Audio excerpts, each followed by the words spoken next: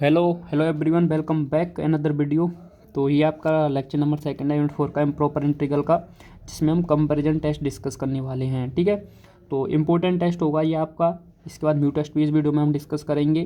तो दोनों test important हैं, ठीक है, जिसमें आपको क्वेश्चन मिल सकते हैं PYQ में, आप चेक कर सकते हैं। ठीक, तो कंपेरिजन टेस्ट में सिंपली आपको एक वर्ड दिख रहा होगा कंपेरिजन। तो यहाँ पर कंपेरिजन, अब देखो दो पर्सन में ही कंपेरिजन हो सकता है। अब खुद का आप कंपेरिजन तो नहीं कर सकते हो ना, आप अपने दोस्त का खुद के साथ कंपेरिजन करोगे।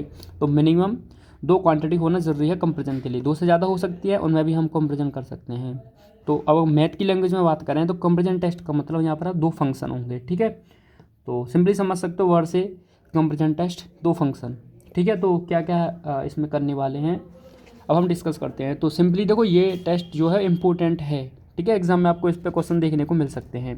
तो सबसे पहले क्या इसका स्टेटमेंट मैं लिख देता हूँ। ठीक है, उसके बाद हम चीज़ें डिस्कस करते हैं।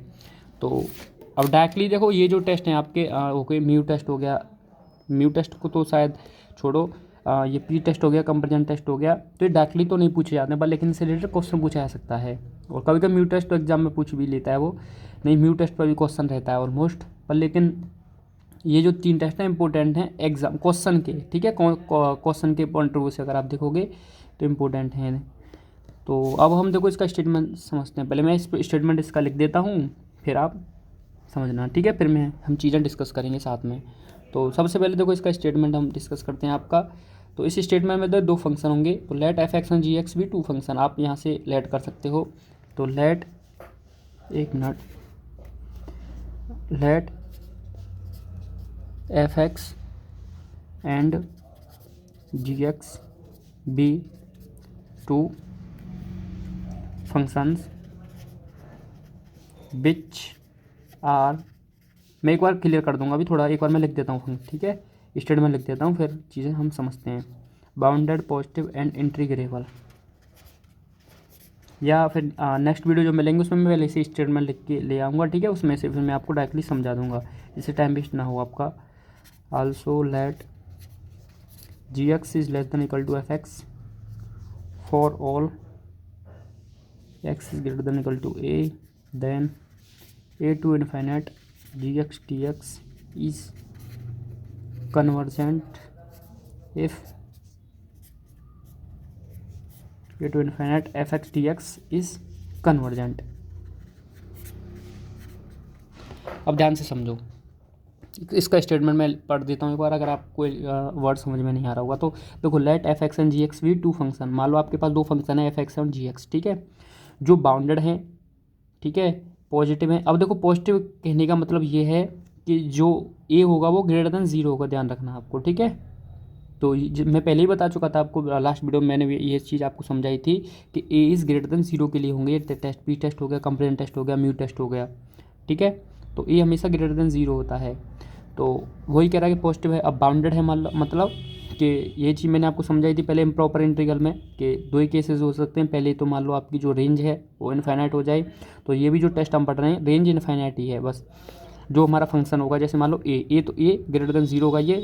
ठीक है, इन्फिनिटी तक ये होगा। तो ये मान लो एफ एक्स टी एक्स इस टाइप से ये फंक्शन है, वो आपके पास इंटीग्रल इम्प्रॉपर इंटीग्रल है। तो उसमें ये जो होगा ये फंक्शन रहता है ना, ये क्या होगा आपका, बाउंडेड होगा। ठीक है, ये रेंज जो होती है ये हमारी इनफाइनाइट है। तो हम यही केस पढ़ रहे हैं इसमें। तो ये कहना चाह रहा है ये कि मान लो ये दोनों के दोनों फंक्शन क्या होंगे आपके, बाउंडेड होंगे, पॉजिटिव होंगे और इंटीग्रेबल होंगे।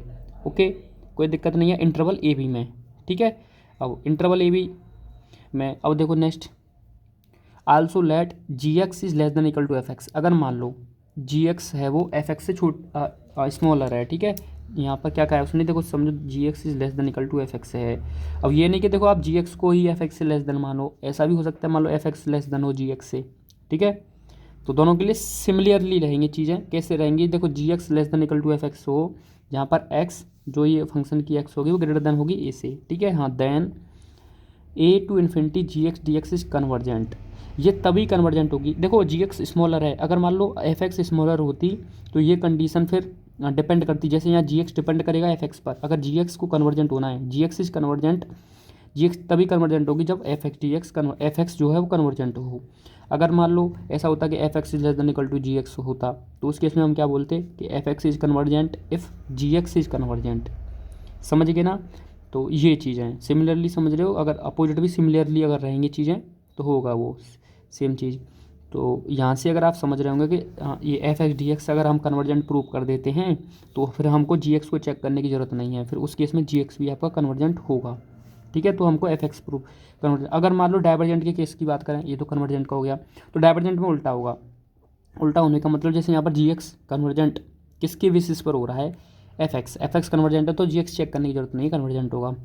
अगर मान लो अगर हम ये चीज़ बोल दें यहाँ से कि अगर मान लो डाइवर्जेंट वाला केस हो तो डाइवर्जेंट वाले केस में क्या होगा, इसमें ये होगा कि f x is divergent if g x जो है वो डाइवर्जेंट हो।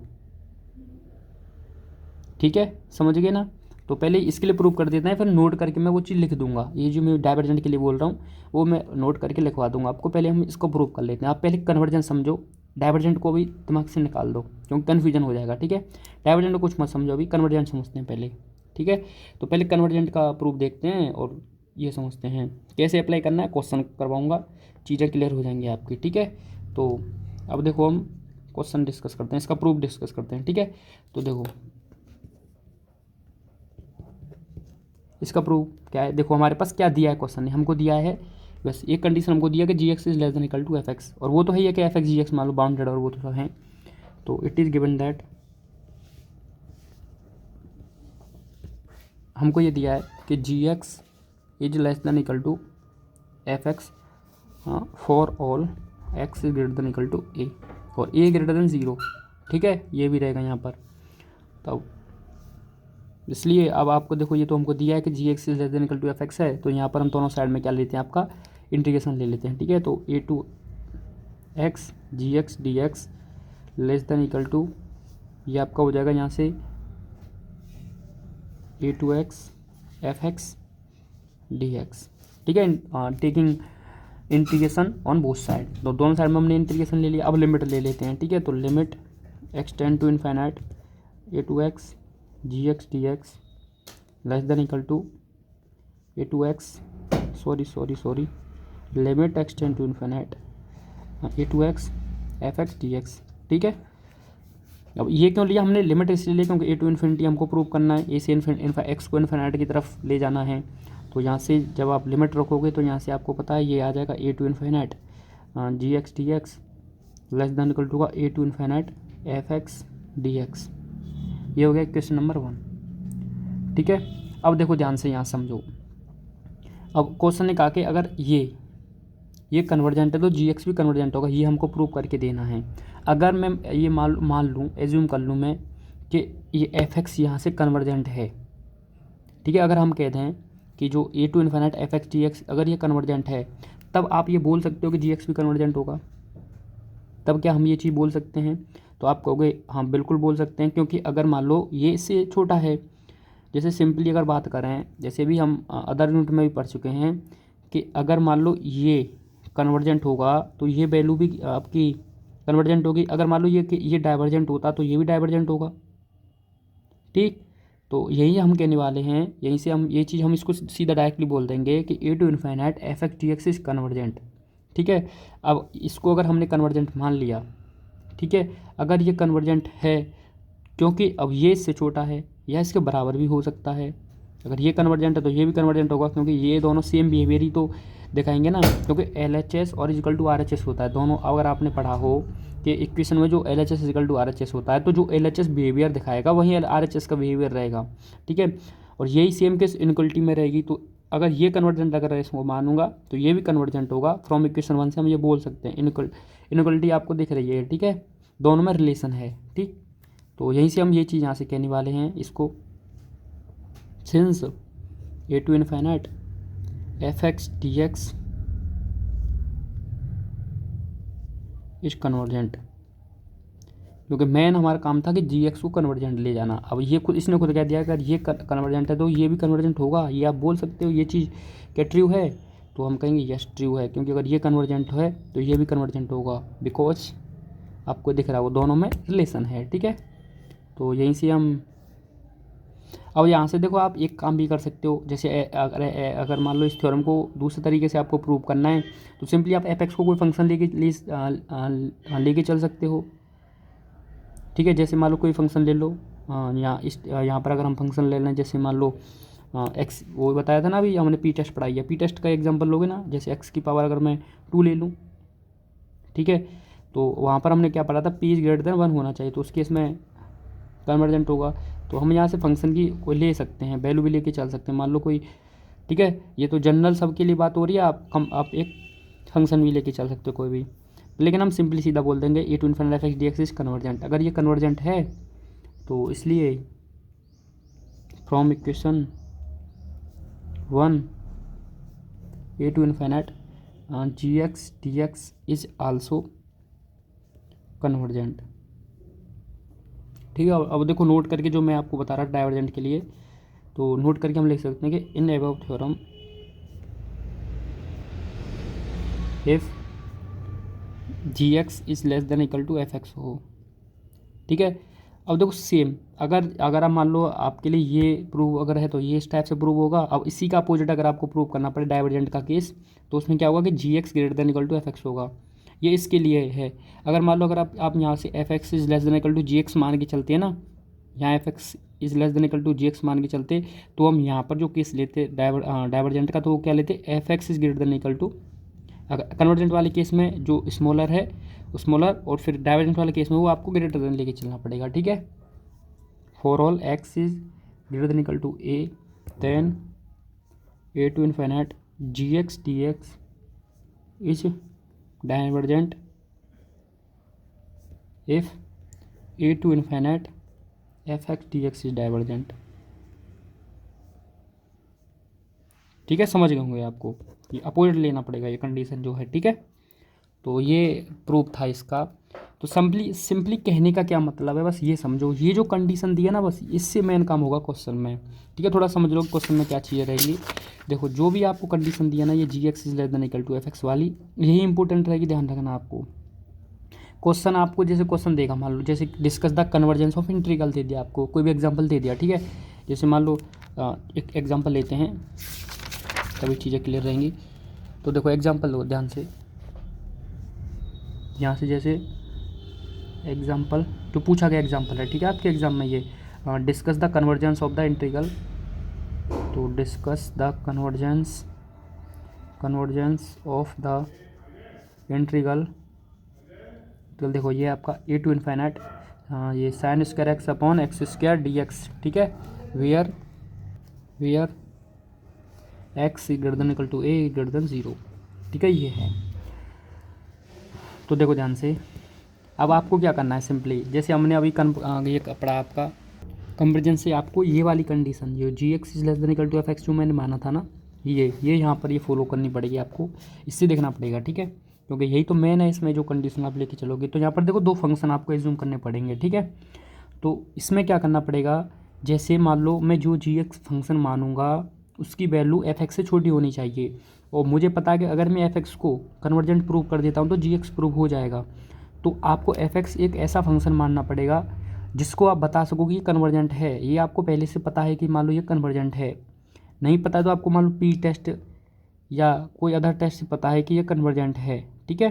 तो उसको आप एफ एक्स मानोगे और वो लेस देन होना चाहिए जी एक्स से। अब जी एक्स कौन सा फंक्शन, जो क्वेश्चन में मान लो फंक्शन दिया, अगर मान लो जैसे अगर एक चीज़ समझो, इसमें अगर मैं मान लो देखो सेंस ये आपके पास है साइन स्क्वायर एक्स, ठीक है। अब मुझे बताओ क्या sine square x less than equal to 1 लिख सकता हूँ मैं, साइन स्क्वायर एक्स को मैं लेस देन इक्वल टू 1 लिख सकता हूँ। आप कहोगे यस हम लिख सकते हैं, क्योंकि हमको पता है कि साइन एक्स की वैल्यू आपकी -1 से 1 इस इंटरवल में रहती है, ठीक है, -1 से 1 वाले इंटरवल में रहती है, मैक्सिमम 1 जाएगी, लेस देन -1 जाएगी, ठीक है। और ऐसा भी हो सकता है कि मान लो साइन स्क्वायर एक्स की वैल्यू 1 भी हो सकती है, ठीक, 1 भी हो सकती है, -1 भी हो सकती है। तो हम ये लिख सकते हैं कि 1 से ग्रेटर देन तो नहीं होगी साइन स्क्वायर एक्स की वैल्यू, क्योंकि साइन एक्स इस इंटरवल में वैल्यू रहती है इसकी। तो हम इसको लिख सकते हैं कि लेस देन इक्वल टू 1 होगी, या तो 1 से छोटी होगी या 1 होगी, और 1 से बड़ी नहीं होगी पर, लेकिन ये चीज़ लिख सकते हैं हम यहाँ से, ठीक है, क्योंकि हम जानते हैं कि साइन एक्स की वैल्यू कहाँ लाई करती है, ठीक है। अगर मैं नेक्स्ट स्टेप में अगर मैं लिख दूँ कि sign square x upon x square, क्योंकि मुझको देखो ओवरऑल इसको प्रूव करना है कि ये कन्वर्जेंट है, इसकी कन्वर्जेंसी चेक करनी है, ठीक है। तो इसका कन्वर्जेंस चेक करेंगे हम, तो सिंपली हमको यही फंक्शन बनाना पड़ेगा ओवरऑल। अब यहाँ पर आपको एक्स क्यों नहीं लिया, एक्स क्यों लेंगे, क्योंकि हमको तो sine square x upon x square ही तो चेक करना है ना कि इसका ये कन्वर्जेंट है या नहीं है। ठीक, तो ये 1 अपॉन इसके नीचे भी एक्स स्क्वायर आ जाएगा, मतलब हमने दोनों साइड में एक्स स्क्वायर डिवाइड कर दिया। ठीक, ये आ गया। अब देखो आपके पास ये कंडीशन बन गई g x is less than equal to F x वाली, ये बन गई ना। तो इस टाइप की कंडीशन आपको बनानी पड़ेगी जितने भी मान लो फंक्शन क्वेश्चन देगा ना उसमें। तो अगर देखो ये कंडीशन आपके पास है, अब आपको क्या करना है, सिंपली चेक करना है, जिसमें अब हमने क्या चेक किया था वहाँ पर एफ एक्स को दिखा दिया था कन्वर्जेंट, तो जी एक्स तो ओवरऑल कन्वर्जेंट हो गया। तो यहाँ पर हमारे पास जो 1 अपॉन एक्स स्क्वायर है इसको हमको बताना है कि कन्वर्जेंट है डाइवर्जेंट है। ठीक है, तो ये हमको चेक करना है। तो ये क्वेश्चन नंबर 1 हो गया। अब हम तो पीटर से तो इसको जानते ही हैं। ठीक है, तो इसको एक क्वेश्चन मत मानो अभी हम यहाँ पर ओ ले लेते हैं ना। अब देखो यहाँ पर सेम आप चीज़ें वही कर सकते हो, टेकिंग लिमिट और पहले इंटीग्रेशन लो, फिर ये करो वो करो, आप डायरेक्ट ले सकते या फिर लिमिट लेना पड़ेगा। मतलब मैं क्या कह रहा हूँ समझ रहे हो ना, मैं ये कहना चाह रहा हूँ जैसे इंटीग्रेशन लोगे पहले आप a2x sine square x upon x square, चलो ले लेता हूँ इस क्वेश्चन में। ठीक है, तो यहाँ लेंगे हम a2x sine square x upon x square less than equal to a2x 1 upon x square, ये डी एक्स आ जाएगा यहाँ पर, ये डी एक्स। ठीक है, अब लिमिट लोगे यहाँ पर x tend to infinite a2x sine square x upon x square d x less than equal to limit x tend to infinite a2x d x upon x square. तो यहाँ से अब लिमिट रखोगे, तो यहाँ पर लिमिट रखोगे तो ये लिमिट है, ये लिमिट हट जाएगी यहाँ से, ये a टू इन्फिनिटी आ जाएगा sine square x upon x square. ठीक है, ये आ जाएगा डी एक्स,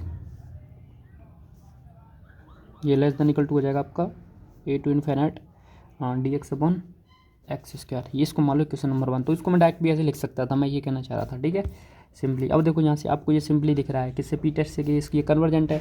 अब ये कन्वर्जेंट हम सीधा यहाँ से बोल सकते हैं कि सिंस, हमको चेक करने की जरूरत है ही नहीं, a to infinite d x upon x square is convergent,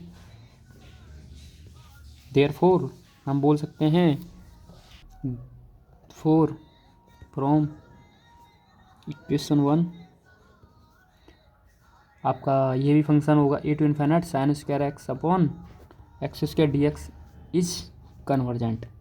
okay, ठीक है, तो आई होप आपको ये क्लियर होगा। ये मैंने किस लिए कन्वर्जेंट बोल दिया, ये बोल दिया मैंने, यहाँ नोट करके आप लिख भी सकते हो। मैं याद दिला देता हूँ आपको एक बार, लास्ट वीडियो में जो मैंने आपको पढ़वाया था कि a to infinite d x upon x की power n is convergent if n is greater than 1 and divergent, ये आपका क्या हो, if n is less than equal to 1।